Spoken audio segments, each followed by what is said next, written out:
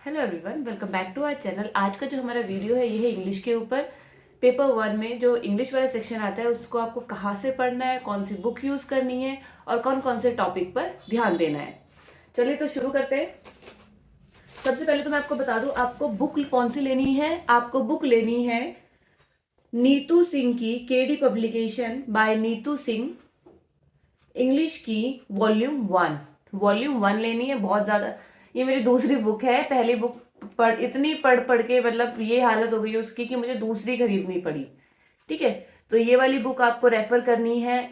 चाहे आप कुछ भी करें, ग्रामर करनी है इस बुक से करिए, वोकैबलरी करनी है इस बुक से करिए, इडियम एंड फ्रेजेस करने इस बुक से करिए, और इसको इतनी प्रैक्टिस कीजिए, इतनी प्रैक्टिस कीजिए कि ये बुक ना आपकी किस कोई और यूज ना कर पाए।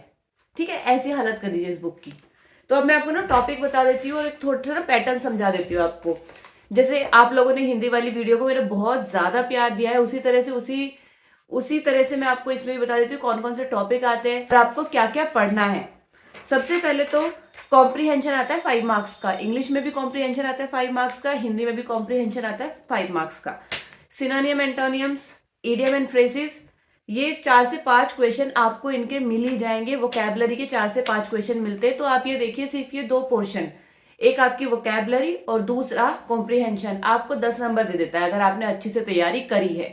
ठीक है, उसके बाद आते हैं फिल इन द ब्लैंक्स, आते हैं 2 से 3 नंबर के, और इसमें आता है ग्रामर वाला पोर्शन। और ग्रामर में भी आपको क्या पढ़ना है बता देती हूँ। Verb, noun, verb, adjective, adverb, article, punctuation, ये आप जरूर करिए। डीएसएसबी इनसे रिलेटेड क्वेश्चंस देता है। ठीक है, वैसे तो आपको पूरी बुक करनी है एंड और hard work is the key to success. ठीक है, तो आपको प्रैक्टिस करनी है। Practice makes a man perfect, तो आपको प्रैक्टिस करनी है। जितनी ज्यादा आप प्रैक्टिस करेंगे उतने ज्यादा चांसेस होंगे कि आप एक अच्छा स्कोर कर पाएंगे। ठीक है, तो मैं आपको फिल इन द ब्लैंक्स आएंगे 2 से 3 नंबर के, जिसके अंदर जो टॉपिक्स देता है, verb, adverb, adjective, article, noun, pronoun और पंचुएशन, ये जरूर करिए आप। स्पेलिंग का एक क्वेश्चन आता है तो स्पेलिंग देख के जाएंगे। जैसे आप वोकैबलरी जब कर रहे हैं ना, तो उस दौरान उनकी स्पेलिंग पर थोड़ा ध्यान देंगे। इजी की नहीं, डिफिकल्ट जो वर्ड्स है उनकी स्पेलिंग ज्यादातर ना पता है क्या देते हैं। जब रिसीव की स्पेलिंग दे दी RECEIVE, इस तरह से देते RECIEVE, वो गलत है। तो इस तरह की स्पेलिंग्स देते हैं वो, जिसमें ना थोड़ा वो डाउट होता है इंसान को। ठीक है, तो ऐसे ऐसी स्पेलिंग्स आएंगी तो जो IE वाली चीजें है ना वो जरूर करके जाए। जहां पे S और C का साउंड सेम आता है, इस तरह की चीजें जरूर कर जाए। ठीक है, स्पेलिंग आपको ऐसी ही दी जाती है। वैसे डीएसएसबी में थोड़े अच्छे क्वेश्चन देते हैं, एसएससी में दी जाती है इस तरह की स्पेलिंग जो थोड़ी डिफिकल्ट होती है, क्योंकि मैंने देखा दोनों का ना पैटर्न सेम है, सिर्फ डिफिकल्टी लेवल का डिफरेंस है। और आप उम्मीद कीजिए कि डीएसएसबी भी आप उसी पैटर्न पे आपको आपको पेपर सेट करके देगा। डीएसएसबी का भी लेवल बढ़ेगा, क्योंकि डीएसएसबी भी अब क्या कर रही है, एग्जाम्स ले रही है ऑन रेगुलर बेसिस। तो आप एक्सपेक्ट कर सकते हैं कि वो भी अपना लेवल बढ़ा देगी। ठीक है, चलिए आगे। एक्टिव पैसिव वॉइस के आपको 1 2 3 क्वेश्चन देखने को मिल ही जाते। तो एक्टिव पैसिव वॉइस देखिए, कुछ टॉपिक्स ऐसे हैं जो सिर्फ आपको करने हैं और 2 से 3 नंबर देंगे। जैसे एक्टिव पैसिव वॉइस कर लीजिए, रूल सेम है, आपको होता है रूल सेम है। जितनी ज्यादा प्रैक्टिस करोगे, जितने ज्यादा क्वेश्चन को गो थ्रू करोगे, उतना ज्यादा आपके लिए अच्छा होगा। ठीक है, स्पीच, डायरेक्ट इनडायरेक्ट स्पीच, इसमें से भी क्वेश्चन आते हैं। एक्टिव पैसिव वॉइस और स्पीच, डायरेक्ट इनडायरेक्ट स्पीच जरूर कीजिए। अकेले टॉपिक आपको 2 से 3 नंबर देंगे। ये 2 टॉपिक डेफिनेटली आपको 2 से 3 नंबर देने वाले हैं। तो active passive voice, direct indirect speech बहुत अच्छे से करिए। ठीक है, अब देखिए, अगर आप कॉम्प्रीहेंशन कर लेते हैं, जो कि बहुत मुश्किल नहीं होता, और कॉम्प्रीहेंशन भी ऐसे नहीं होता, आपको कॉम्प्रीहेंशन की प्रैक्टिस करनी पड़ेगी। ठीक है, अच्छे लेवल की कॉम्प्रीहेंशन की प्रैक्टिस कीजिए। मैंने प्रैक्टिस की थी। मैंने अभी तक अपनी कोई इंट्रोडक्शन वीडियो नहीं बनाई है, मैं इन फ्यूचर बना सकती हूँ। बनाऊंगी तो मैं आपको बताऊंगी कि मैंने कैट की प्रिपरेशन करी थी, जिस वजह से मेरा जैसे मैंने ना अलग, मैं बैठी नहीं हूँ।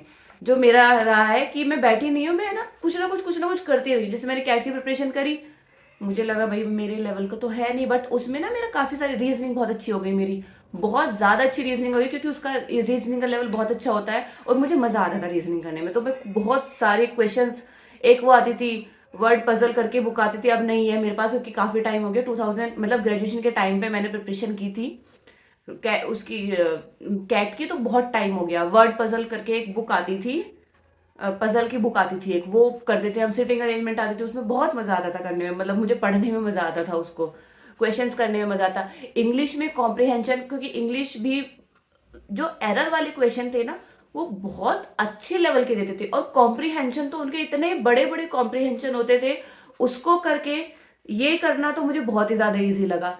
तो ऐसा नहीं है कि कोई शॉर्टकट है, कोई शॉर्टकट नहीं है।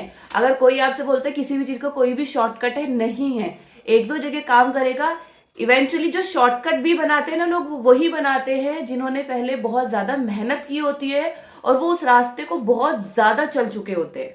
समझे आप? शॉर्टकट वही निकालते हैं जो उस चीज को बहुत अच्छे से पहचानते हैं, जानते हैं। जो नहीं जानता ना किसी चीज को, वो शॉर्टकट भी नहीं निकाल सकता। ठीक है, तो पहले आपको उसको जानना है, जानने के लिए आपको उस चीज के साथ ज्यादा से ज्यादा समय बिताना पड़ेगा। ठीक है, आपको इंग्लिश में अच्छे मार्क्स लाने हैं, आपको इंग्लिश के साथ ज्यादा से ज्यादा समय बिताना पड़ेगा। ठीक है, तो हम ट्रैक से हट गए। मैं फिर से बताती हूँ, कॉम्प्रिहेंशन 5 नंबर का आएगा, वोकैबुलरी जिसमें सिनोनियम, एंटोनियम, इडियम एंड फ्रेजेस आएंगे, वन वर्ड सब्सटीट्यूशन आएगा। 5 नंबर के क्वेश्चन आपको वहां से डेफिनेटली मिल जाएंगे। उसके बाद indirect direct speech, active passive voice, 2 से 3 नंबर के क्वेश्चन यहाँ से मिलेंगे, 13 नंबर हो गए। उसके बाद फिल इन द ब्लैंक्स के 2 से 3 क्वेश्चन आते हैं। अब ये देखो, अब बाकी क्वेश्चन आपको देगा ग्रामर पोर्शन। 13 नंबर हो गए ना, 13 नंबर के बाद 8 नंबर आपको देगा grammar portion, fill in the blanks आएंगे।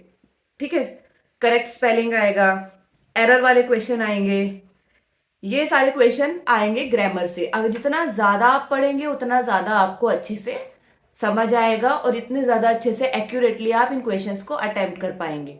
ठीक है, तो आज की वीडियो को हम यहीं पर खत्म करते हैं। और एक चीज और मैं फिर से बोलना चाहूंगी कि कोई शॉर्टकट नहीं है, आपको ज्यादा से ज्यादा समय अपनी प्रिपरेशन को देना है।